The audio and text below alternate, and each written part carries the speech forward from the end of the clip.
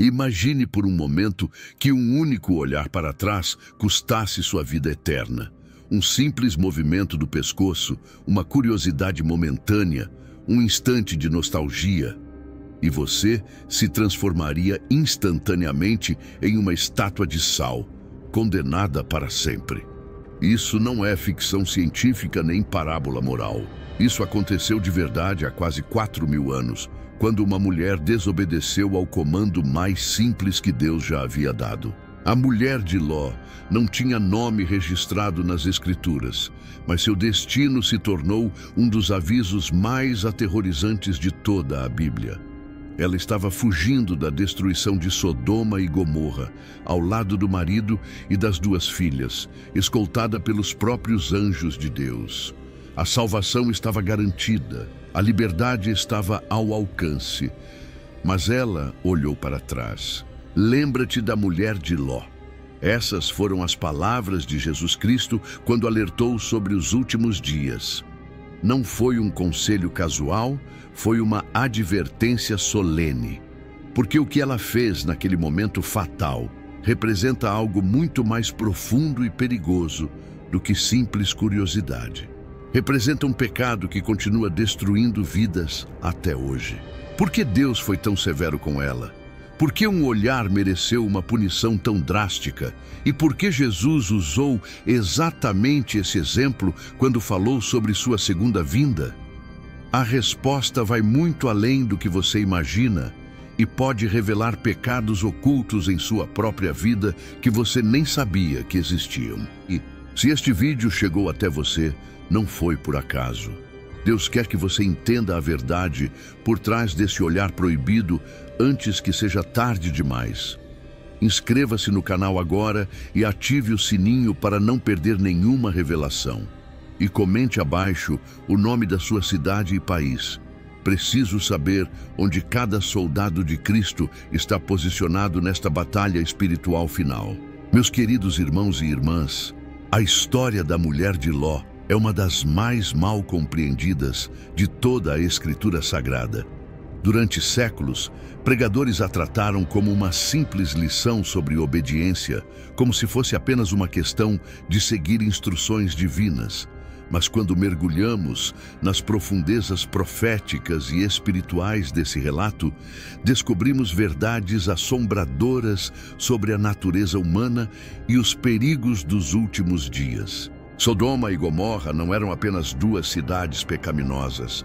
Eram símbolos de toda a rebelião contra Deus, protótipos da corrupção que inundaria o mundo nos tempos finais. E Ló não era um homem qualquer. Ele era sobrinho de Abraão, herdeiro das promessas, alguém que havia caminhado com o patriarca e conhecido o Deus verdadeiro. Sua família tinha sido escolhida para escapar do juízo divino, separada sobrenaturalmente para a salvação. Os anjos que vieram resgatar Ló eram os mesmos que haviam visitado Abraão, os mensageiros celestiais que carregavam tanto a misericórdia quanto a justiça do Altíssimo.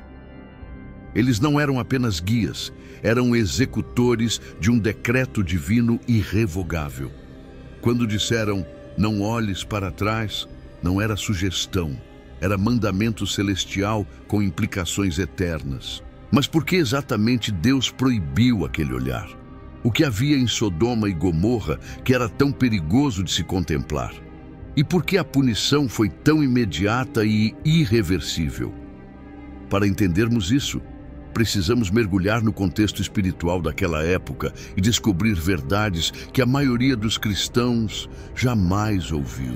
A resposta nos levará a uma jornada através das Escrituras, que revelará não apenas o que aconteceu naquele dia terrível, mas também o que está acontecendo em nossos corações hoje.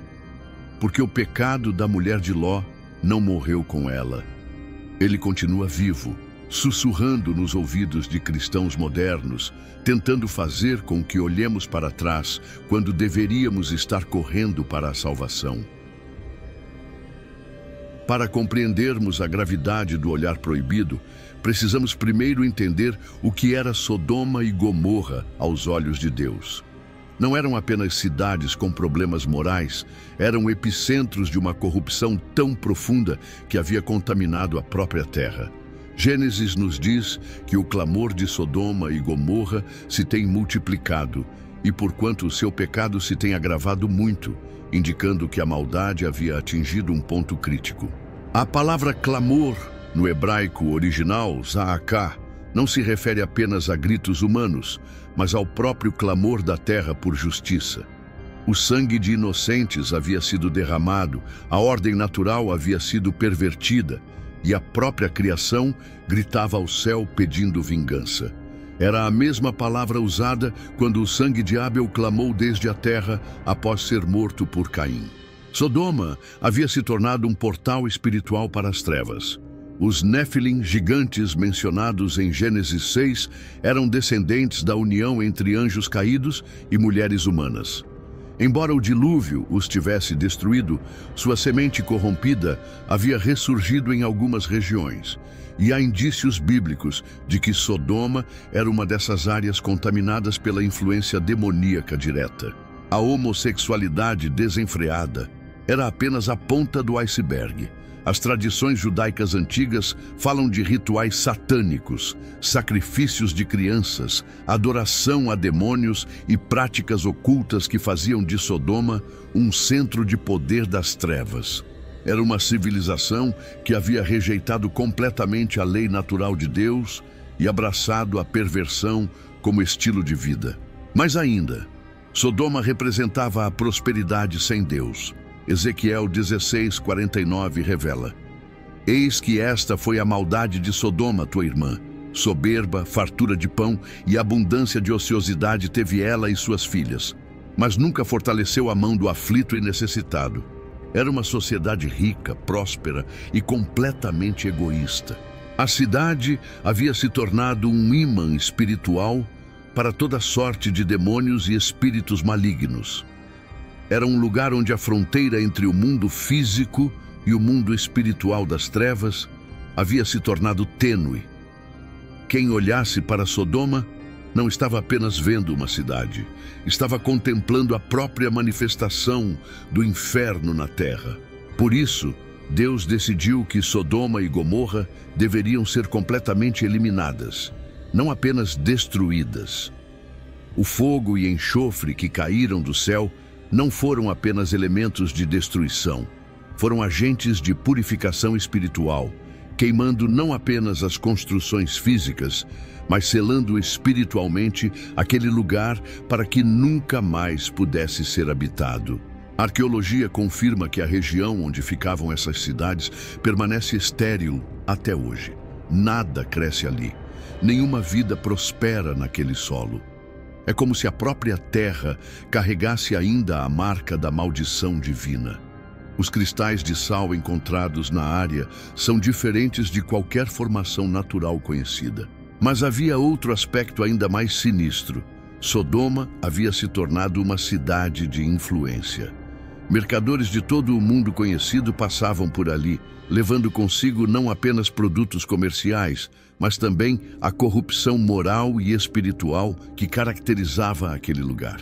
Era um centro de exportação da maldade. Era contra esse pano de fundo de horror espiritual e corrupção absoluta que Deus ordenou: não olhes para trás. Porque olhar para Sodoma não era apenas contemplar destruição, era contemplar a própria essência da rebelião contra Deus, cristalizada em forma urbana. A manhã havia raiado quando 2 anjos chegaram às portas de Sodoma, disfarçados de viajantes. Mas Ló, que estava assentado à porta da cidade exercendo algum tipo de função oficial, os reconheceu imediatamente. Havia algo na presença deles que revelava sua natureza celestial, uma autoridade, uma pureza que contrastava violentamente com a atmosfera espiritual corrupta da cidade. Ló insistiu para que os anjos ficassem em sua casa, não apenas por hospitalidade, mas porque sabia intuitivamente que eles corriam perigo mortal em Sodoma. O texto bíblico sugere que Ló havia desenvolvido uma sensibilidade espiritual aguçada após anos vivendo no meio da corrupção. Ele conseguia discernir entre o sagrado e o profano. Quando os homens de Sodoma cercaram a casa de Ló, exigindo que ele entregasse os visitantes para que pudessem conhecê-los, não era apenas luxúria homossexual que os motivava. Era uma fome espiritual demoníaca por profanar o que era santo. Os demônios que controlavam aqueles homens haviam percebido a presença angelical e queriam corrompê-la. A resposta dos anjos foi imediata e devastadora. Eles feriram os sodomitas com cegueira, mas não era cegueira física comum. Era uma cegueira sobrenatural que os deixou desorientados e confusos, incapazes de encontrar nem mesmo a porta da casa. Era uma demonstração do poder divino que antecipava o julgamento que estava por vir. Foi então que os anjos revelaram sua verdadeira missão. Temos de destruir este lugar, porque o seu clamor tem engrossado diante da face do Senhor, e o Senhor nos enviou a destruí-lo. Não era uma decisão tomada na hora, era um decreto celestial estabelecido antes mesmo deles chegarem à cidade.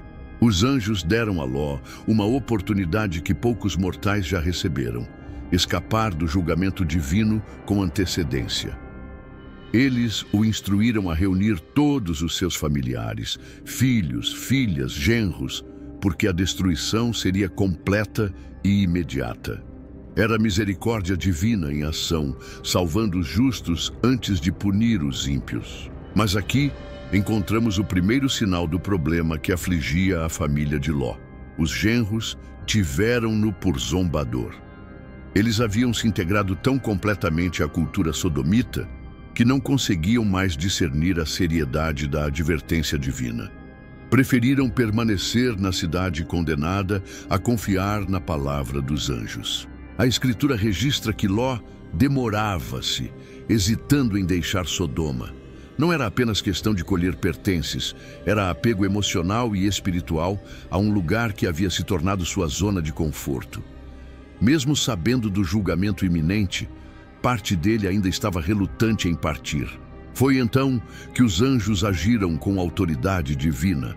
Então aqueles homens lhe pegaram pela mão, e pela mão de sua mulher, e pela mão de suas 2 filhas, pela misericórdia do Senhor para com ele, e tiraram-no e puseram-no fora da cidade. Era salvação à força, resgate contra a própria hesitação humana. O comando final foi dado quando já estavam fora dos muros. Escapa-te por tua vida, não olhes para trás de ti, nem pares em toda esta campina, escapa lá para o monte, para que não pereças. Era uma ordem tripla: escapar, não olhar para trás, não parar. Era questão de vida ou morte, literalmente. Enquanto a família de Ló caminhava rapidamente em direção à cidade de Zoar, o céu começou a escurecer de forma sobrenatural. Não era uma nuvem comum, era a própria presença do julgamento divino se manifestando fisicamente. O ar estava carregado de uma tensão espiritual que fazia cada passo parecer mais pesado que o anterior. A mulher de Ló caminhava em silêncio, mas sua mente estava em tumulto. Atrás dela estava tudo o que havia conhecido: sua casa, seus amigos, suas memórias, sua vida inteira. À frente estava apenas incerteza, uma cidade pequena chamada Zoar, e um futuro completamente desconhecido. O contraste era devastador para sua alma.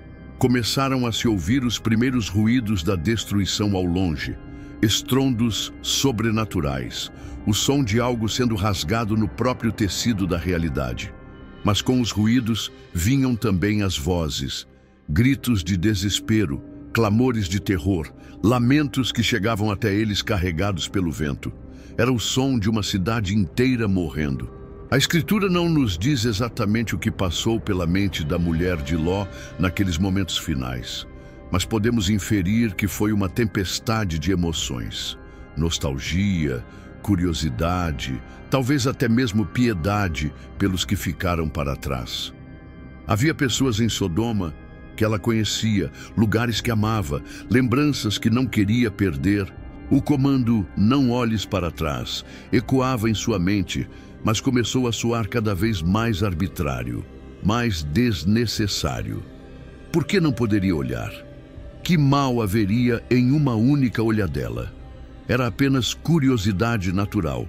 Não era rebeldia contra Deus. Eram os mesmos argumentos que Eva havia usado no Jardim do Éden. Havia também uma dimensão espiritual que ela não percebia. Os demônios que haviam controlado Sodoma não haviam sido destruídos com a cidade. Eles ainda pairavam na região e sua influência malévola alcançava todos os que se aproximavam daquele lugar amaldiçoado. Era uma atração sobrenatural, não apenas natural. A tentação cresceu até se tornar irresistível. Não era mais apenas vontade, era compulsão. Algo dentro dela gritava que precisava ver, que tinha o direito de ver, que seria injusto não poder dar uma última olhada no lugar que havia sido seu lar por tantos anos.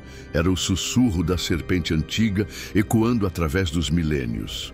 O momento exato do olhar não é descrito em detalhes na Escritura, mas podemos imaginar. Ela diminuiu o passo, deixou que Ló e as filhas se distanciassem um pouco, e então, rapidamente, voltou a cabeça. Foi um movimento reflexivo, quase inconsciente. Apenas uma olhadela rápida, apenas um segundo de contemplação. Mas aquele segundo foi suficiente para selar seu destino eterno. Seus olhos captaram a visão da destruição de Sodoma, fogo e enxofre caindo do céu, edifícios desmoronando, pessoas correndo em desespero. E no mesmo instante, sua desobediência ativou a maldição divina que havia sido estabelecida junto com o comando. A transformação foi instantânea e irreversível. Seu corpo começou a cristalizar, começando pelos pés e subindo rapidamente. Em questão de segundos, ela havia se tornado uma estátua de sal, preservada para sempre no momento exato de sua desobediência. Um monumento eterno à consequência da rebelião contra a palavra de Deus. Para compreendermos por que Deus foi tão severo com a mulher de Ló, precisamos entender que seu pecado não foi simplesmente desobediência casual. Foi a manifestação de uma condição espiritual profunda que a Bíblia chama de coração dividido.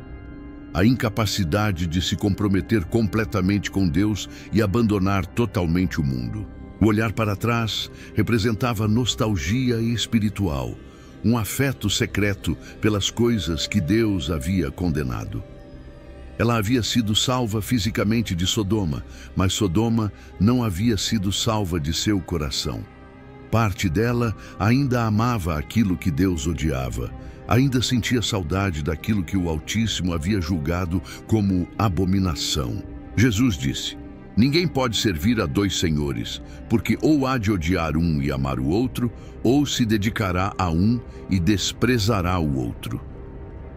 A mulher de Ló tentou fazer exatamente isso: ser salva por Deus, mas manter o amor pelo mundo. Foi uma tentativa de conciliar o inconciliável, de servir simultaneamente a luz e as trevas. Seu pecado também foi incredulidade disfarçada de curiosidade. Quando os anjos disseram para não olhar para trás, ela deveria ter confiado que eles sabiam o que era melhor para ela. Mas em vez disso, ela questionou secretamente a sabedoria divina, achando que poderia decidir por si mesma o que era seguro ou perigoso. Havia também orgulho em sua desobediência. O comando divino parecia restritivo demais, arbitrário demais para sua mente carnal. Por que ela não poderia ter o direito de olhar? Por que deveria ser privada da liberdade de contemplar o que quisesse? Era a mesma arrogância que levou Lúcifer à queda e Adão à desobediência. O olhar proibido revelou que ela havia desenvolvido uma forma sutil de idolatria. Sodoma havia se tornado seu ídolo, não de forma religiosa, mas emocional. Era o lugar onde sua identidade estava enraizada, onde seus tesouros terrestres estavam acumulados, onde seu coração verdadeiramente residia. Jesus disse: "Onde estiver o vosso tesouro, aí estará também o vosso coração." Mais profundamente ainda, seu pecado foi uma forma de ingratidão espiritual. Deus havia intervindo sobrenaturalmente para salvá-la do julgamento. Havia enviado anjos pessoalmente para resgatá-la. Havia demonstrado misericórdia extraordinária. E ela respondeu, duvidando de sua sabedoria e desobedecendo a seu comando mais simples. A Escritura nos ensina que a desobediência é como o pecado de feitiçaria e a rebeldia como iniquidade e idolatria. O que a mulher de Ló fez foi uma forma de feitiçaria espiritual. Ela tentou usar sua própria vontade para anular a vontade de Deus. Tentou fazer sua sabedoria prevalecer sobre a sabedoria divina. Seu olhar também representou falta de fé no futuro que Deus estava preparando. Em vez de confiar que o Senhor tinha algo melhor reservado para ela em Zoar, ela se agarrou ao passado conhecido, mesmo sabendo que esse passado estava sendo julgado por Deus. Foi preferir a segurança da escravidão à incerteza da liberdade. Por último, seu pecado foi uma forma de comunhão com os demônios. Ao olhar para Sodoma, no momento exato de sua destruição, ela estava contemplando a manifestação do julgamento divino contra as forças satânicas. Era como se estivesse escolhendo identificar-se com os condenados em vez de com os salvos, com os julgados em vez de com os justificados. Quando Jesus Cristo mencionou a mulher de Ló, não foi por acaso nem como ilustração casual. Foi durante seu discurso profético sobre os últimos dias, especificamente quando alertava sobre a necessidade de estar preparado para sua segunda vinda. Suas palavras foram: "Lembrai-vos da mulher de Ló", um imperativo direto, não uma sugestão. O contexto da advertência de Jesus era específico. Ele estava descrevendo como seria o mundo nos dias de sua volta. Assim como nos dias de Noé e nos dias de Ló, as pessoas estariam comendo, bebendo, casando-se e dando-se em casamento, até o último momento, completamente alheias ao julgamento iminente. Jesus estava alertando que nos últimos dias haveria uma sedução especial do mundo sobre os corações dos cristãos. Assim como a mulher de Ló foi salva fisicamente, mas não conseguiu se desapegar emocionalmente de Sodoma, muitos cristãos dos últimos dias seriam salvos espiritualmente, mas continuariam apegados ao sistema mundano condenado. A advertência, "Lembrai-vos da mulher de Ló", é seguida imediatamente por uma declaração profética. Qualquer que procurar salvar a sua vida, perdê-la-á. E qualquer que a perder, salvá-la-á. Jesus estava conectando diretamente o destino dela com a escolha que cada cristão terá que fazer nos últimos dias. O Senhor estava profetizando que chegaria um momento na história quando os cristãos teriam que escolher entre salvar sua vida temporal ou sua vida eterna, entre preservar seus confortos terrestres ou obedecer completamente a Deus. Seria uma escolha similar à que a mulher de Ló enfrentou, mas em escala global.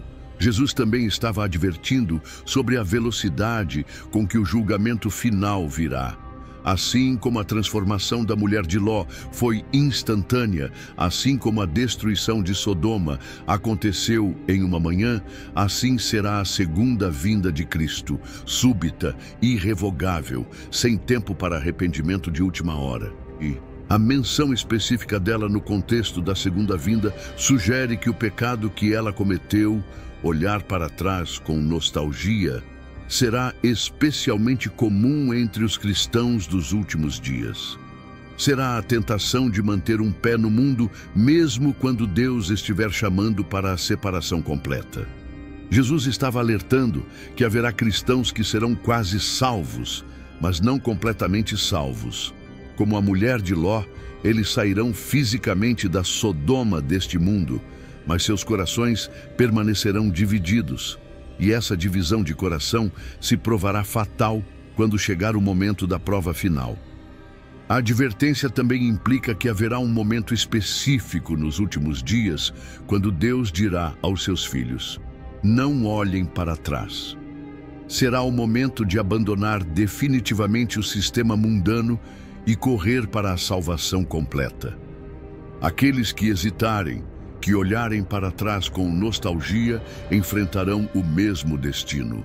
Por fim, Jesus estava estabelecendo a mulher de Ló como um símbolo eterno de advertência. Sua estátua de sal não foi apenas uma punição, foi um memorial perpétuo da consequência da desobediência no momento crítico. E sua menção nos lábios de Cristo garante que sua história ecoará até o fim dos tempos, como aviso aos que têm ouvidos para ouvir. A estátua de sal da mulher de Ló ainda estava visível nos dias de Jesus, quase 2000 anos depois de sua morte. Era um lembrete físico e permanente de que a desobediência a Deus tem consequências eternas, de que existe um momento além do qual não há mais oportunidade de arrependimento. Hoje, nós somos essa estátua, um aviso vivo para nossa própria geração sobre os perigos do coração dividido. Mas Jesus nos advertiu: lembrai-vos da mulher de Ló, porque ele sabia que chegaria o dia quando cada cristão enfrentaria a mesma escolha que ela enfrentou. O momento está se aproximando quando Deus dirá: saia de Babilônia, povo meu, e a resposta que daremos determinará nosso destino eterno. Não haverá meio termo, não haverá coração dividido que sobreviva ao julgamento final. Mas Jesus nos advertiu: lembrai-vos da mulher de Ló, porque ele sabia que chegaria o dia quando cada cristão enfrentaria a mesma escolha que ela enfrentou. O momento está se aproximando quando Deus dirá: saia de Babilônia, povo meu, e a resposta que daremos determinará nosso destino eterno. Não haverá meio termo, não haverá coração dividido que sobreviva ao julgamento final. Se este vídeo tocou seu coração, se o Espírito Santo está lhe mostrando áreas onde você ainda está olhando para trás, não endureça seu coração. O mesmo Deus que transformou a mulher de Ló em sal é o mesmo que pode transformar seu coração de pedra em coração de carne. Mas há um limite para sua paciência. Há um momento além do qual a porta da graça se fecha para sempre.